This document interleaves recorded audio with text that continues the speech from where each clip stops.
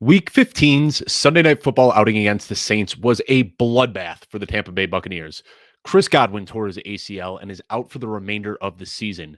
Mike Evans and Leonard Fournette each suffered hamstring injuries, and their availability for the next weeks is looking a little bit shaky. Considering the numbers those three have been putting up all season, this is a huge blow for fantasy managers that were relying on them in the fantasy playoffs.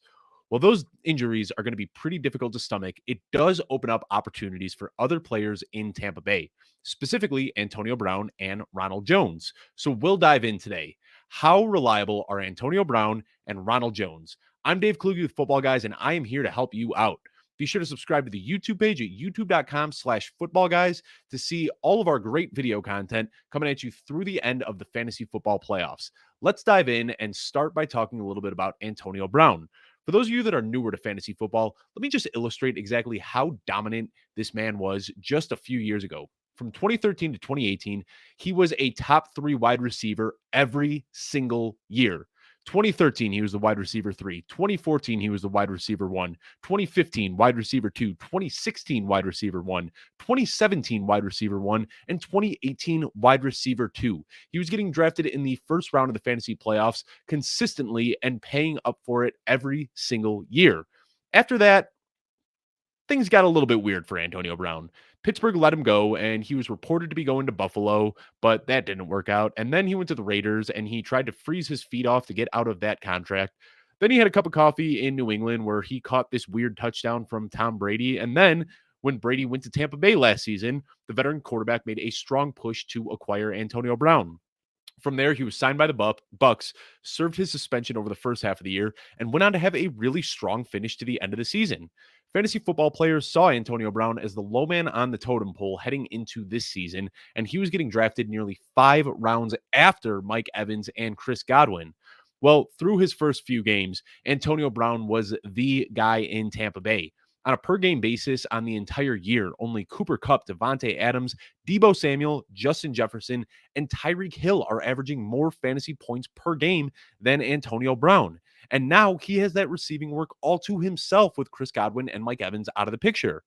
So earlier in the year, he was averaging 8.4 targets per game with Evans and Godwin on the field. It's not crazy to pencil him in for 10 to 12 now without him. That type of target share is what he was seeing in Pittsburgh when he was consistently churning out top three seasons.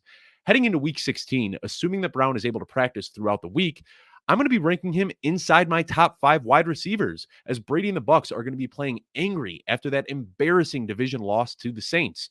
Fire Antonio Brown up with absolute confidence over anybody not named Cooper Kupp, Devontae Adams, Justin Jefferson, or Tyreek Hill. As for Ronald Jones, well, he finally gets his chance to shine. This offseason, Jones was getting drafted well ahead of Leonard Fournette, and boy, did we whiff on that call. Fournette is having arguably his best season ever as a pro and is the current RB3 in PPR scoring behind just Jonathan Taylor and Austin Eckler. There's been very little left over for Ronald Jones this season, as Fournette has been a reliable workhorse pretty much since week one.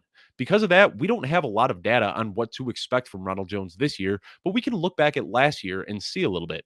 Last season, Jones appeared to be the lead back early in the season, and then playoff Lenny got hot at the end of the season and literally ran away with the job. That being said, Ronald Jones is a former first-round pick. He is very good at running the ball and arguably a better pure rusher than Leonard Fournette. Fournette does a lot of the little things better. He's great in pass protection. He's got soft hands. He's a good route runner, and he finishes almost every single rush with a full head of steam. Jones doesn't. He makes a lot of boneheaded mistakes like dropping passes and missing blocking assignments and fumbling the ball, and that has landed him in Bruce Arians' doghouse quite a bit over the last few years. But he's an absolute tank with the ball in his hands. He can score from anywhere on the field, as evidenced by last year's 98-yard touchdown scamper. He's still just 24 years old, and he's got relatively little wear and tear on his body, and he could step up huge in Fournette's absence. In 4 games last year without Leonard Fournette, Ronald Jones averaged 22.5 touches with 114.5 scrimmage yards and had 3 scores in those 4 games. Now, getting plugged in late in the season with fresh legs, he could surpass those numbers that we saw last year. Jones also lands inside my top 10 this week against this struggling Panthers squad. To sum this situation up, Antonio Brown and Ronald Jones are the definition of league winners. These guys will both see plenty of opportunity on a powerhouse offense led by Tom Brady and can be relied on as long as they are starting. Fire up both of these guys with confidence this week. If for whatever reason either of them are still on your waiver wire, spend every bit of fab you've got. Use that number one priority. Do whatever you can to acquire them. Good luck in round 2 of the playoffs, and I will see you next week.